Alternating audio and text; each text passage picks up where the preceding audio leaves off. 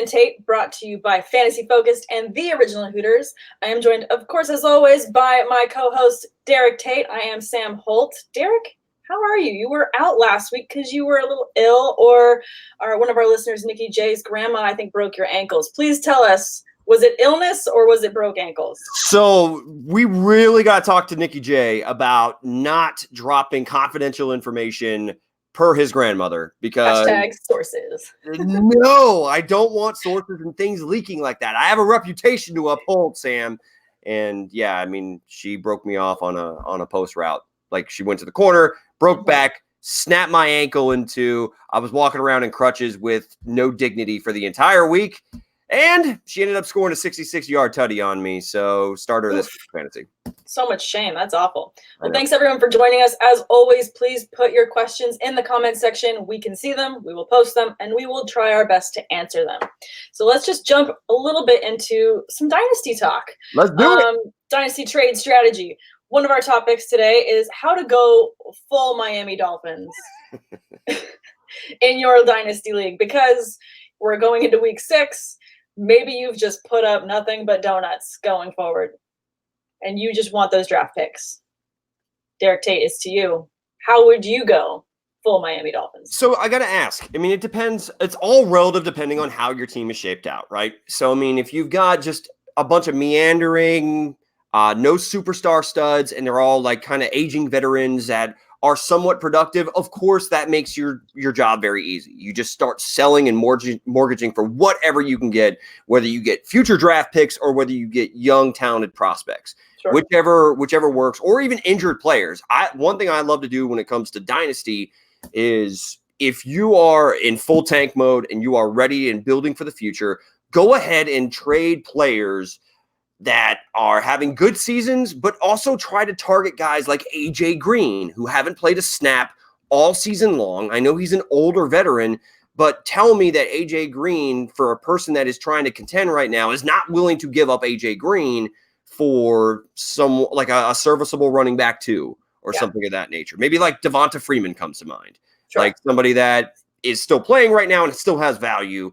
But I like to try to target hurt players when trying to build for the future, because 1, you're going to roster them. 2, they're not going to score points, which also will, be counterintuitive for trying to get a higher draft pick.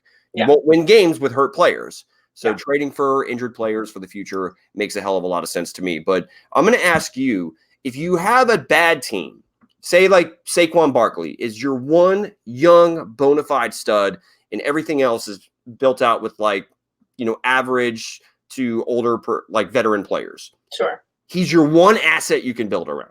Mm-hmm. Do you trade him for 2 or 3 first-round picks, or do you hold on to him and try to build around him? Because even if you get those draft picks for someone like Saquon Barkley or Christian McCaffrey or any other young stud, the odds of you being able to hit on those draft picks and get somebody of equal value like Barkley or McCaffrey or whatever can be kind of low. Yeah. So what's your strategy when it comes to that? I mean, for me, if I've got one asset, and specifically someone like Barkley, who's young, who is going to be the fixture of that offense going forward for years, I mean, within the foreseeable fantasy future, I would try to build around him. Now, there's other assets I think that I would be more willing to trade to get a few little picks plus some draft picks if possible. I feel like someone more like Mahomes would be someone I would be willing to trade, because I think that at this point, you could get more out of him than necessarily Barkley. I think you can get a lot of great pieces for Barkley, don't get me wrong, but I think I would rather have that key skill position set and then build around that, knowing I can plug in other quarterbacks to build this roster, than struggling to find a running back, because I feel like running backs are always, year after year, hard to come by. And especially going into week 6, I think I just picked up Hillman in a league just to Jonathan Hillman. Yeah, just to throw somebody in, because I've got people on bye, and it's just, that league is just. That sounds like the cherry on the diarrhea shake for your team. Yeah. I'm probably not even going to start him. I'm probably going to start Chris Thompson over him. That's a position I'm in. So that's kind of rough. But also, I think, yeah, so I think you can build around someone more like Christian McCaffrey, like a Saquon Barkley, than you can necessarily some of those other pieces. So I feel like you have to judge for yourself what to you feels good about your team. What do you love? And I feel like if you can part with someone like a Mahomes, you're going to get a few more pieces Well, than that. isn't it counterintuitive though? The fact that like you can, I know what you're saying. You would rather those skill position players are harder to come by. 100%. Yeah. Elite level players. Yeah. They're much tougher to come by. That's why I said it's dicey to try to trade. Even if you're in a full rebuild, you're not going to be able. You can build around that one player, but you're in most leagues, and I know this is the case probably for you and me. It's much hard. The player that is most sought after is that running back or that elite wide receiver. Most people are willing to overpay egregiously for a player like Barkley, McCaffrey than they are for a quarterback, even though Mahomes is all world and he's only 24 years old. Yeah. I mean, you also have to feel out your league. I just know based on the guys that are in my dynasty league that I have, and it's the dynasty league that I've been in for 6 years now. I feel like it'd be easier for me to get a piece like a quarterback, like a Mahomes, than it would be McCaffrey. Because currently someone in my league is shopping McCaffrey, and I can tell just what would you pay for him though right now? He's like, he has more total yards than the New York Jets. Here's the thing. He's asking for the world and a few other planets for McCaffrey. So that's also the entertaining thing to watch, is just the amount of value there that's going back and forth. And you can see that whoever ends up with him is going to have a wasteland of a team and have the opposite problem that we're talking about, where they're going to have single person and nothing and basically tank the rest of the season. So, I mean, I get that, but here's the thing. I would be willing to give up a lot for a guy like Christian McCaffrey if I'm a contender, as long as it doesn't demolish the entire rest of my roster. Yeah. Now, of course, if he's going to ask for 7 players in 3 picks, then no one's going to be able to pay for that type of price tag. Of course not. No. But I mean, I would give up Saturn or Pluto, a planet, and even a galaxy if need be for Christian McCaffrey the way he's playing right now. Yeah, no, for sure. I just know the guy in my league that's trying to get rid of him, and he's got something more expensive than champagne taste on a beer budget. He's got bottle service, like dreams on a beer budget. Have you ever? So, I mean, first, a couple things. I'm going to ask you. One, have you ever gotten or ordered champagne service at a club? I've had bottle service at a club in Vegas, and it's like $1,000 for a bottle of tequila. It's like $1,000.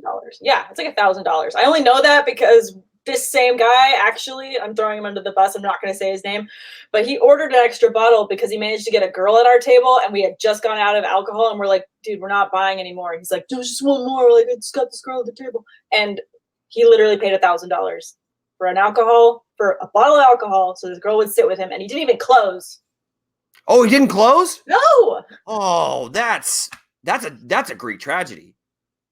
Yeah, I mean, it's kind of the story of. I mean, unless you're like balling out of control. Yeah. I mean, if I'm dropping $1,000 and for a girl, and I didn't close at the club, I mean, you better close. I mean, coffee's for closers. I mean, that's can't live that one down. It was brutal, but yeah, we can circle this back to football because that was a fun story. Correct. But have you ever gone full tank in a league though? Have you ever had to like completely mortgage any dynasty team that you've ever had? No, I've never full tanked. And I think I've mortgaged a few pieces knowing I was going to be in the Sacco Bowl, but I didn't. Yeah, that's what it's called. I didn't give up something that would keep me from winning that very last game.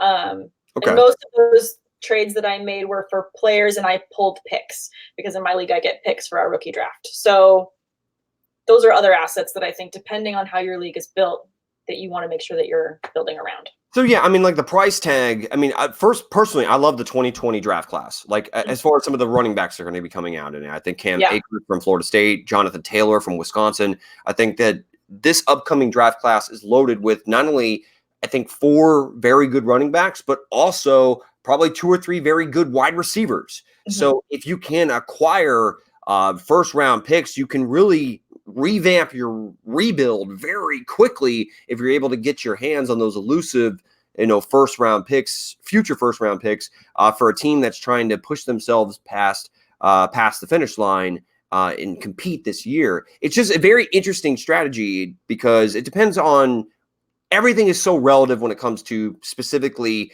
whatever your league is, the rest of your team is, everything of that nature. So it's all relative as far as how your roster is currently constructed. But I mean, like, I hate being the team that is like 3-2 and I have a couple nice pieces, but I have a couple holes in my roster. I'm somewhere, if I get really lucky, I can possibly make a push and win the league. But then there's also that side of it where I could see how my team, doesn't have enough to be able to get past the finish line and win a championship and be a series contender. And then I want to go ahead and sell, but it's almost like, when's the right time to pull the trigger as far as engaging the full tank, embracing it? I think that you engage in that after you get past the middle of the season, the exact middle of the season, because you really know then, based on your record, the side it's kind of leaning towards. I think right now it's too early to make that call. I think that if you're planning on tanking now, you're abandoning all hope, and you shouldn't be abandoning all hope. You just got to kind of work some things around. You got to see if you can make some moves. Now is the time to make the moves that are going to set you into the rest of the season. If you're not willing to make those moves, then fully go ahead and tank and just be like, I can't deal with it anymore. Just whatever. But I don't think that anyone that's even tuning in is that kind of a person here, because if you're watching a fantasy football podcast, you kind of care a little bit about your team. Tell me how to lose, Derek and Sam. That's what we're tuning in for. Tell me how to lose the most efficient way. Yeah, that's what we're talking about, is tanking right now in Dynasty format. Yeah, I just want to give up the $100 that I put in on this league, and I'm just ready to tank. Just bring it on. Said no one ever, hopefully. All right, we actually have a question from Aiden Tabor. He's asking, and I'm guessing this is picking one to start, Terry McLaurin, Emmanuel Sanders, Christian Kirk, or Curtis Samuel? If Terry McLaurin's healthy, I'm starting Terry McLaurin, period. Yeah, same. Nothing against Emmanuel Sanders or Kirk. I mean, I know Kirk's dealing with a high ankle sprain, isn't he, right now? Yeah, I don't even think he's going to play this week. Yeah, I mean, even if he does, though, I'm going to go in a different direction. I think Terry McLaurin's really the only offensive weapon that I even like right now for Washington. So Absolutely. For me, if McLaurin's healthy, he played, I think it was like 95% of the snaps last week, despite just coming off of a hamstring injury. Mm-hmm. So if he played that much and he didn't re-aggravate the injury, then it's McLaurin for me. And he has a pretty good matchup this week, I would say, in going up against the Miami Dolphins. So just a little bit. I mean, that is the definition of the shit bowl. It's a slight edge to him in the positive direction of starting him. So I would definitely start McLaurin of that group of four. If you wanted us to pick two, Aiden, go ahead and please drop us another comment and let us know. Let's go ahead and move on, because we're kind of going into this direction anyways, into sell or hold on players. Right. So let's talk a little bit about Aaron Jones. Let's talk about Aaron Jones. He's had a kind of up and down season so far, but he's kind of had an uptick in this past week alone. I know he won me one of my leagues very happily with, I think it was it 4 touchdowns? I think it was 4 touchdowns. Does that sound about right? 4 rushing touchdowns, set a franchise record for an opposing team playing against the Dallas Cowboys. Yeah, not 1, not 2, not 3, but 4 touchdowns. But the fourth one I was like, you, Sam. That's great. I mean, you continue to impress me every week. I know how to count. I'm so smart. Okay. Yeah. Anyway, so Aaron Jones, though, yes. You were mentioning right now, obviously his value is going to be as high as it's been. I mean, it's at an all-time high after you drop 4 touchdowns in any game at the running back spot. So he scored a touchdown each of the last 4 weeks, though. Yeah. I know he had a rough opening week against the Chicago Bears because that was just an awful football game offensively across the board for both teams. But since then, he's at least found the end zone every single week. So I was high on him coming into the year, and it seems like this entire team has shifted its philosophy as far as going from Aaron Jones playing in the sandbox, just tossing it all over the yard, to trying to establish the running game. Whether they're effective on a week-by-week basis has been a little bit up and down, but they are still committed to the running game. So Aaron Jones right now, as odd as it may seem, is probably the focal point of this offense, despite Aaron Rodgers being under center. So do you trade him right now at his absolute high value, or do you hold him because you expect more of the same for the rest of the season? I'm holding Aaron Jones, and I feel like the ship is going to right itself. And this last game, sure, it was a kick in the pants in the right direction, and obviously he's not going to get 4 touchdowns every game. However, I do feel like he is going to be the number one guy, and as they go through the offense and they work things out, I think he's going to continue to be the number one. I mean, I know Jamal Williams has, been in for a few carries. He's had a lot of looks, so people are wondering, is he going to eat in? Aaron Jones has 78 carries on Jamal Williams, 26. Well, Jamal Williams didn't even play last week because of that concussion that he got. Sure. But I mean, even still, like he's the dominant player in this backfield. He's far the dominant player in the backfield. No one else is competing aside from him. So also even in targets, he's right there in targets against everyone else. So Devontae Adams with 36, MVS with 32. He's right there. He's right behind them with 23 targets. So he's still being looked at in different ways. So I think they're going to find ways to get him the ball, and all of our kicks and screams last year of free Aaron Jones are being answered right now. So for me, I think it's just a slow and steady wins the race with Jones. And as they make their playoff push, you'll be making your playoff push, and he's going to see bigger numbers. See, I'm going to go ahead and go the opposite direction here. I mean, Aaron Jones, as much as I love what he's been doing, and I completely loved what I saw against the Dallas Cowboys. I mean, would you have ever predicted? I had the Dallas Cowboys winning this game big time on Sunday, given that there was no Devontae Adams. Like, the number one target in the passing attack was not even active against Dallas at Big D, and yet the Green Bay Packers came in and just bitch smacked the Dallas Cowboys from start to finish. Is a bitch smack different to a bitch slap?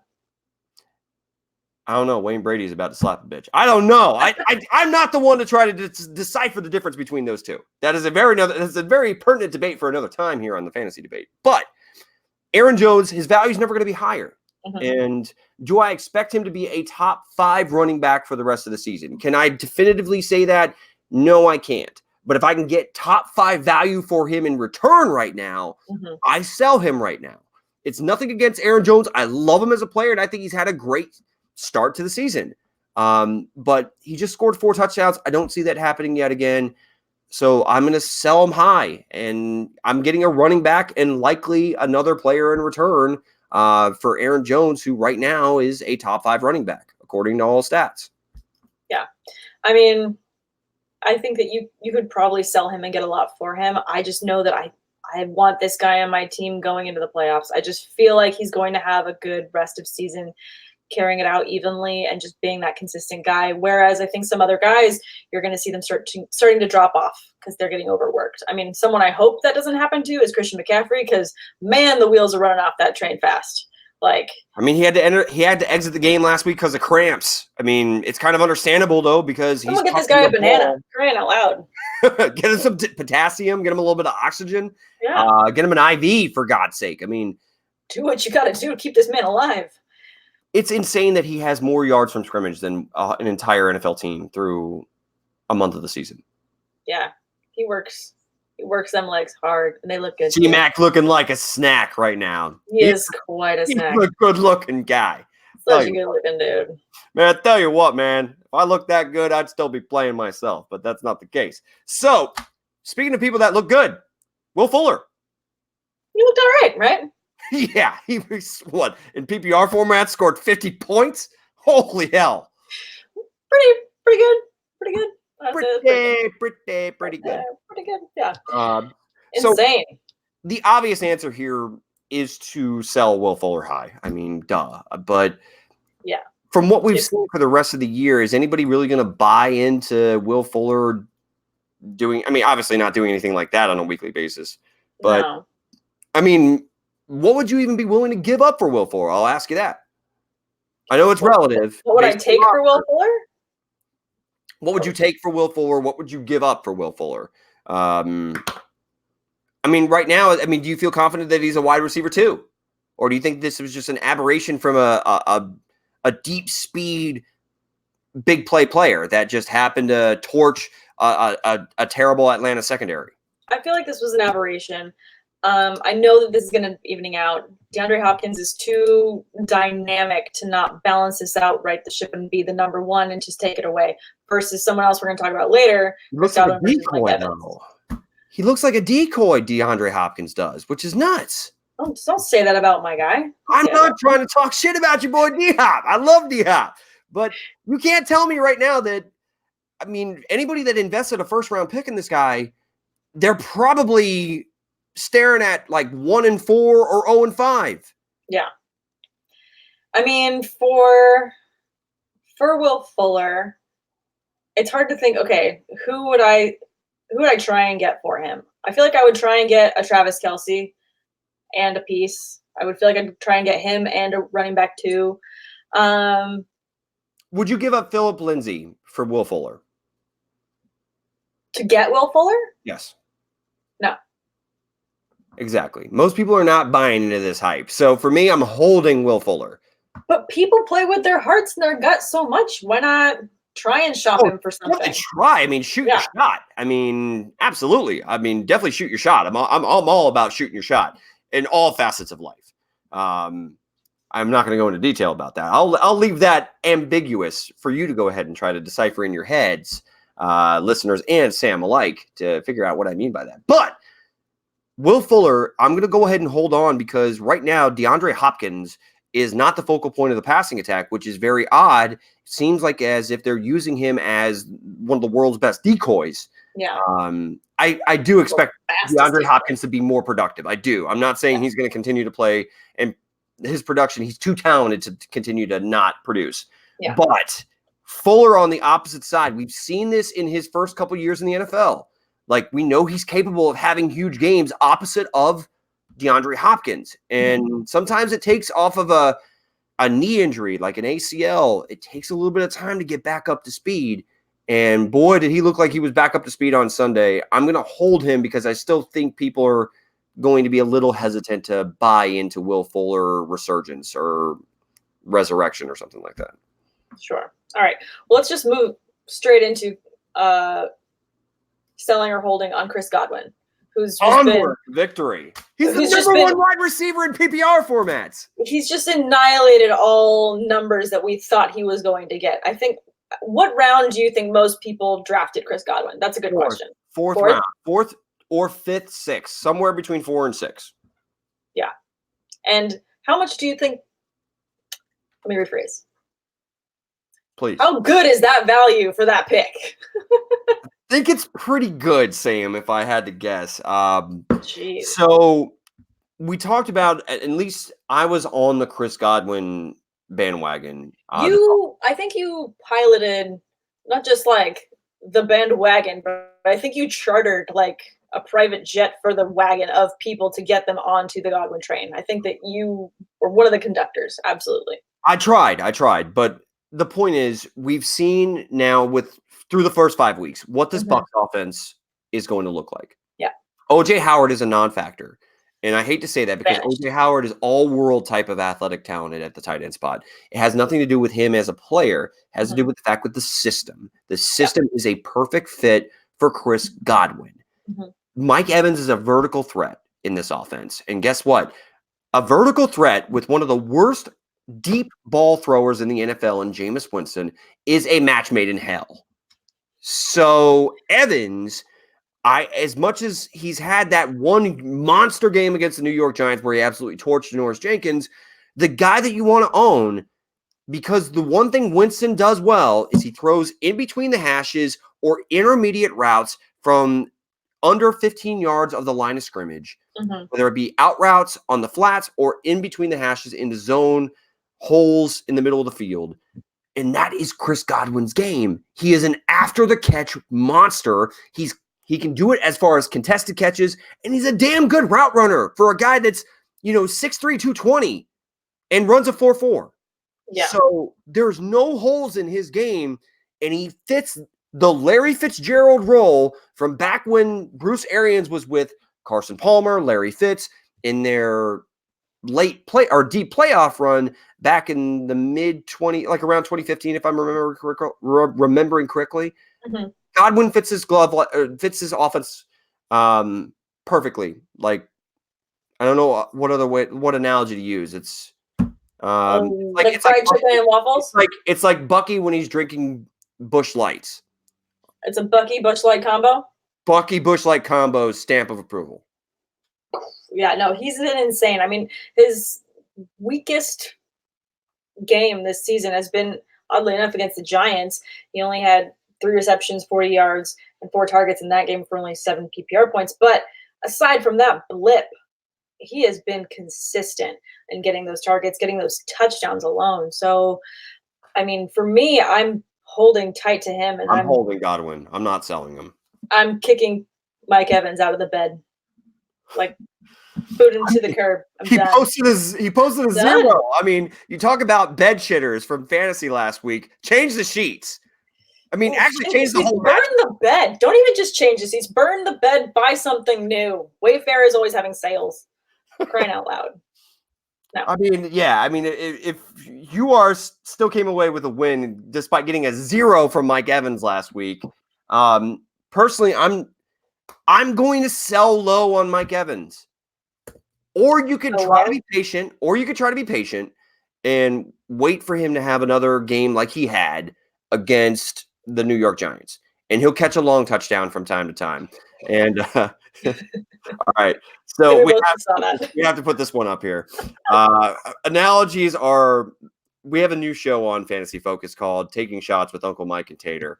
And sometimes my co-host, Mike, who is the king of analogies, says like a sausage and Tate's throat. Is that a head scratcher or something? No, I think that's pretty descriptive, Sam. I think I think that he was pretty clear with his intentions and what he's inquiring here. I tell you what, man, that was not nice. We'd like to try to play nice here on the fantasy debate, but that was rude. Anyway, but when it comes to Mike Evans, if you're trying to buy low though, I mean, what would you be willing to give up for Mike Evans right now? I mean, if I was trying to get Mike Evans? Yes. Would you be willing to give up? I don't know. What's a running back like 3 right now? Give me somebody off the top of your head. Come on, Sam. Like a Chris Carson? Like a Chris Carson? Yeah. I would definitely not give up Chris Carson for. Yeah, no. I mean, it's okay. I'm trying to find the line in my head of like James White. Would you give up James White for Mike Evans? Yeah. Okay. So I feel like there's enough upside there that if I was giving up a James White, that would be okay to me.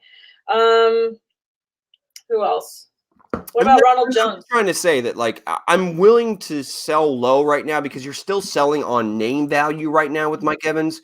I'm not saying he's going to get shut out every week. No, I mean Mike Evans is too talented. He will still have some quality games. I just think they're going to be hit and miss. They're going to be tough to predict.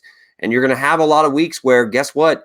You know, Jameis Winston can't hit him deep down the field on a couple of the opportunities where Mike Evans is open. Yeah. And that's going to drive me nuts as a fantasy owner. So I'm willing to cash out if I can. I mean, granted, I'd rather cash out on a week that he had a good week. So if you want to wait, I completely understand. But yeah, I just don't like the involvement overall from Mike Evans through the first 5 weeks of the season. No, it's been lackluster, to put it lightly.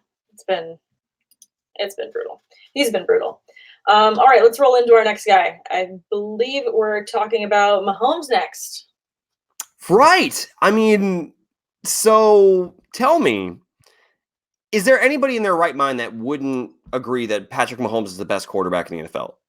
I think that if you meet someone that says the opposite, they're taking crazy pills, and make sure you get Mahomes off of this guy's team because he does not know what he has. Correct. But Mahomes, on the other hand, is dealing with an ankle injury. Mm-hmm. And, you know, as much as he's still been productive to a certain extent, and he's still dangerous, he's thrown for over 300 yards every single game this season, but he's only thrown for 1 touchdown over the last 2 weeks.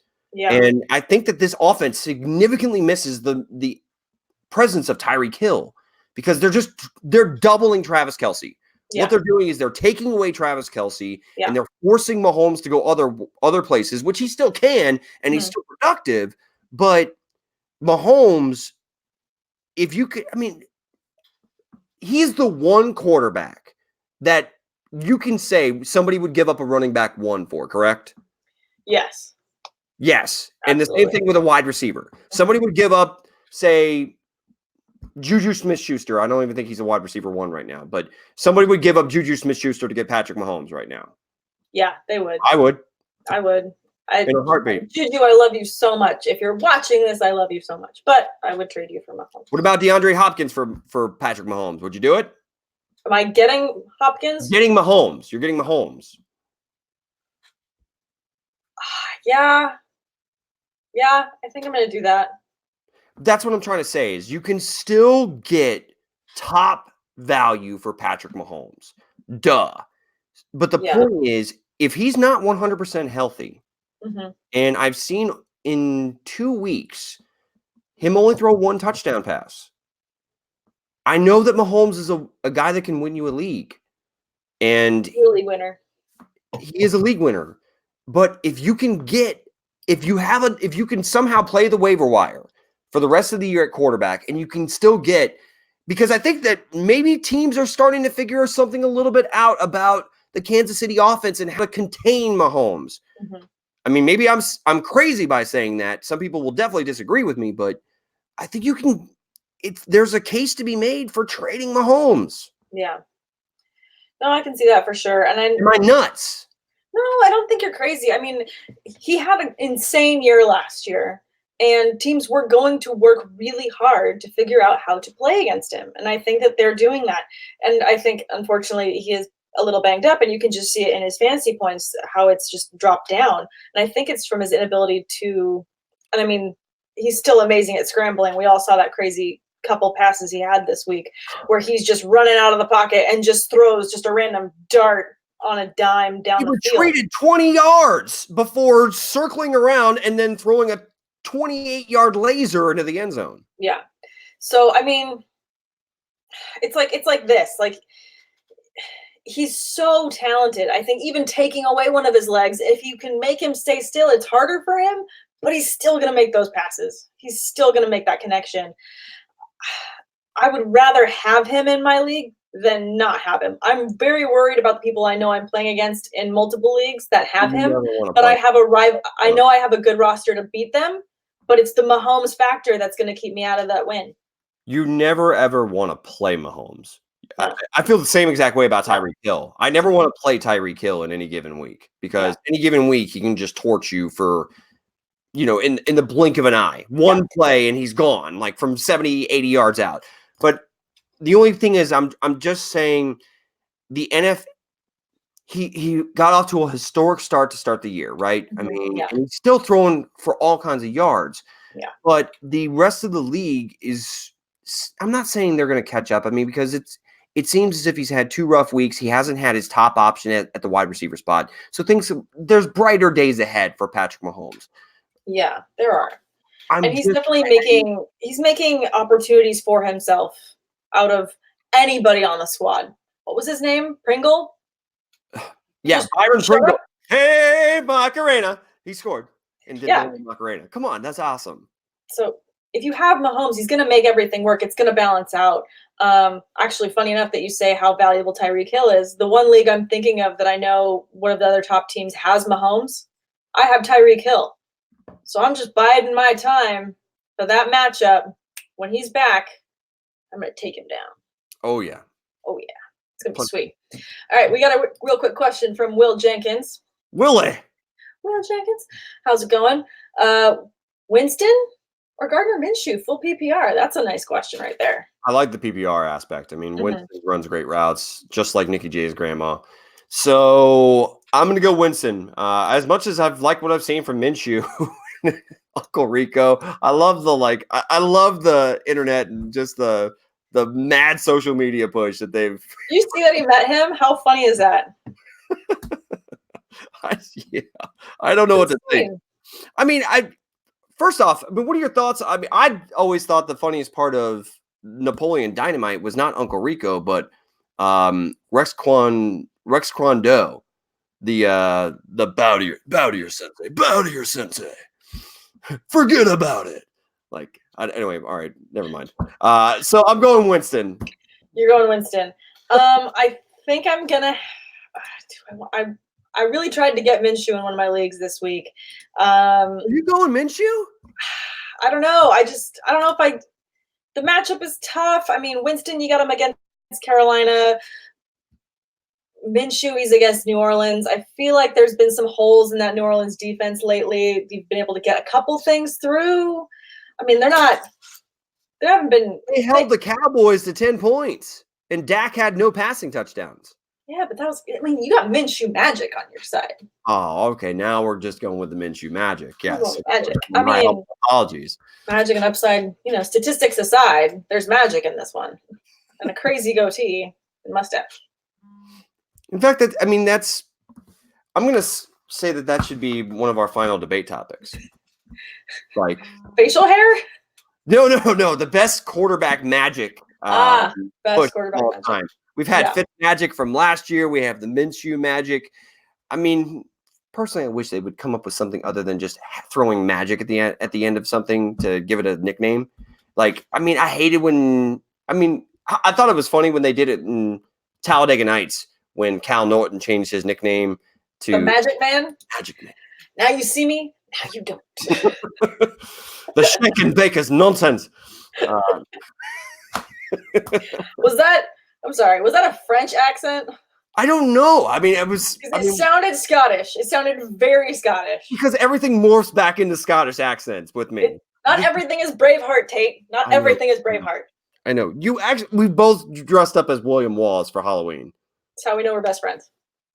Kindred spirits. Kindred spirits when it comes to talking fantasy, and kindred spirits when it comes to Halloween costumes. Hey, so what do you... Wait, okay. I think we got to quickly answer this question again. Okay, so you went Winston. I'm going to just be opposite and go Minshew. I feel like there's going to be something there. Will, I hope that answered your question, long-winded as it was. I hope we nailed it. A little off track there. A little off track, but you brought up Halloween costumes. What are you going to be for Halloween? This year, I'm having a tough time between Tony Stark in respects to, have you seen Avengers Endgame? Yeah, I have. All right, okay. What do I look like? Someone that doesn't love Marvel movies? Grow up, first of all, was a fair question. And second, I could probably grow a goatee and spike my hair like Tony Stark. Well, you better start working on that now. Grow up. With all due respect. Time isn't ticking. It is October 9th. You don't know how I grow facial hair. So it's like a chia pet. Or I'm thinking about going Wolverine. All right. Yeah, I guess I could see that. But you got to let them sideburns grow in. Oh, dude. The chops? Yeah. Yeah, you got to get the chops in. I can. Anyway, point is, what about you? What are you going to be for Halloween? What are we? I being grilled here. For me, I personally don't like going with girl costumes that are the overly sexy ones. I think that's just an easy out. So I've always wanted to do something scary. So I'm going to be Pennywise from It this year. Would you rather be the clown? Would you rather be the girl with a great personality in a full-on gorilla costume than the one that dresses up like a nurse that's barely wearing any clothes? Is that what? No, definitely gorilla costume. Absolutely, 100%. Very nice. No, but this year I'm being scary clown. I'm gonna go with It. I'm gonna paint the face. I got the costume. Got the fake blood. Got like child limbs that are fake. Oh man! Around. It's gonna be awesome.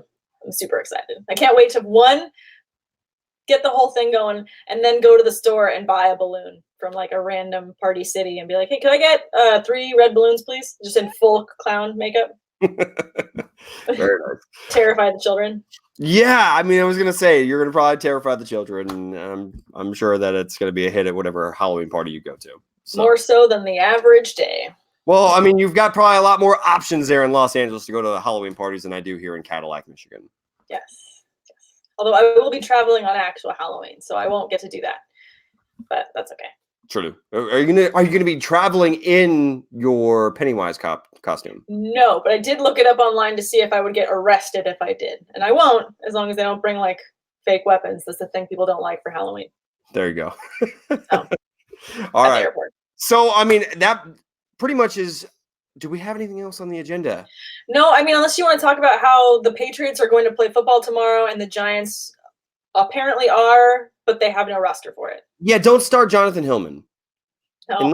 Unless That was just a panic move, really. No, it's just. Or Elijah Penny. No, don't do it.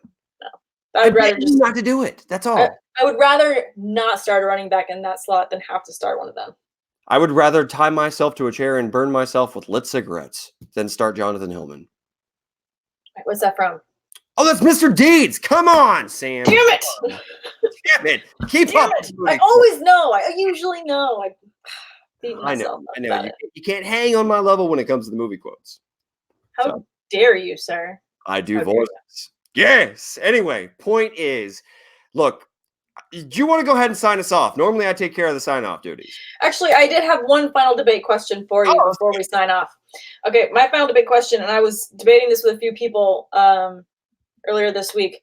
What is your walkout song? Like before a game, before like an event, what is your song that gets you amped up and excited and hyped? Doesn't listen to music. Like traditionally does not listen to music. What's the song that gets me hyped up in my head? I don't even know the name of the artist. But it's like Headstrong is actually the one. Oh yeah, that one gets you. That one gets you. That one gets me a little bit jacked up. I mean, there's also like We Ready? We Ready? We got someone commenting on Facebook saying they agree with you. Larry Tiaga, aka Gigi, exactly. 3-6 Mafia. We're kindred spirits. Yeah, we used to play ball together. Gigi freaking. Also, Mike is kind of saying that you're an ABBA guy. Is that true? I don't know. Abba Dabba Doo? What do you mean, like from the Flintstones? That's a band. Is it? I don't know. I'm sorry. I don't do music. It's not my. Do you want to hear what my amped up? I do. Like so. Yeah. I mean, you compete in fitness competitions. So what's your go-to song? Space Jam. Oh, which one though? The song that opens the movie. It's just called Space Jam. That's all it's called. What you gonna do? Hey, yo, what you gonna do? Yeah, what you gonna do? Now, people in the house. Let's go. Boy, is eyes. So it's like a 7-minute song. So what's even better about it is like, okay, I'm always at the gym. So like if I'm slow rolling into the gym, I throw that on. 7 minutes, I'm hyped, and then I hit repeat. Behind the what's next? All in your face. What's up? What's up? And all I think about is like I'm in the gym and I'm doing some sort of cardio, but I'm just imagining that I'm Michael Jordan and I've got Bugs Bunny on my team, and I'm just super excited. So okay. That's like my yes. So you all right? By the way, are you even remotely excited for the upcoming Space Jam with LeBron James? Okay, this is an even better debate because I think that LeBron James is going to ruin it, and they're going to ruin it with trying to do too many cameos, and it's not going to be as pure and good as it was when it was Michael Jordan, Larry Bird, and Bill Murray. I mean, you're forgetting the main crucial point or crucial character in that movie, and that's Stan Podolak. Yes, exactly. That's the character's name, but I forgot the actor's name. Oh, the name. It's Wayne. Is it Wayne? Damn it. What is I got the character's name and the last name. I know he's Newman from Seinfeld. I know he's Dennis Nedry from Jurassic Park. Clearly, we all know him and love him, but we don't know his name. He's just a big fat guy. Like he's the big fat. He is the big fat guy. I mean, no offense to. I mean, he's not listening, but Wayne Knight. I think it's Wayne Knight. Shit. It's not Wayne Knight. Wayne Knight. That's it. Yeah. No, it's not. I'm pulling it up on IMDb. You are so wrong. It is not Wayne Knight. It's Wayne Knight. Hold on. I'm double checking right now. I'm double checking. I'm doing it right now, even though Mike already confirmed it. Wayne Knight. It is Wayne Knight. Damn it. I'm talking like Newman. Hello, Newman. Wow. Come on. Anyway, point is, So that's your song. That's your go-to get My ready. go-to song is Space Jam. It gets me hyped every time. I've got a Spartan race at the end of the month, and the only way I'm going to get through that thing is blasting Space Jam 10 times in a row on the drive out there. Well, everybody get up because it's time to slam now. We've got the real jam going now here on the Fantasy Debate with Sam Tate. Sam's just over there dancing. She's not even worrying about signing off. As we are going to go ahead and wrap up this episode. Again, if you're tuning in, whether it be on Facebook or YouTube, thanks for joining us and hitting us with all your questions and all the support on the show. Really appreciate it. And is there anything else I'm forgetting, Sam? Oh, I want to throw out a big shout out and thank you to Daniel Dopp, the secret squirrel from last week, filling in for your boy because I sounded awful. You heard me on the phone, Sam. You sounded like death. I'm very glad that you did not get on the podcast because you would have scared everyone away, thinking that they would get sick from watching you. That's how sick you sounded. So yes, big thank you to Daniel Dopp for coming in and filling in that guest spot. It was awesome. So if you guys want to check that out, please go ahead and download us and subscribe. Don't forget to subscribe. If anything, subscribe. You don't have to listen. Just download. We want you to download. We want you to listen too, but we want you guys downloading too. Download, like, review, all the above. You can find us on iHeartRadio and anywhere else that you digest your podcast. And by the way, I found out that Sam actually has a catchphrase, and it's kick in the pants in the right direction. That was a quote from Samantha Holt, and you can find more little tidbits just like that on her by following her on Twitter at Samantha R. Holt, or you can find her on Instagram at Sam All Things Awesome. _awesome. All things would be too long for an Instagram handle. Grow up. Until next time. Later, says the Tater. Bye, guys.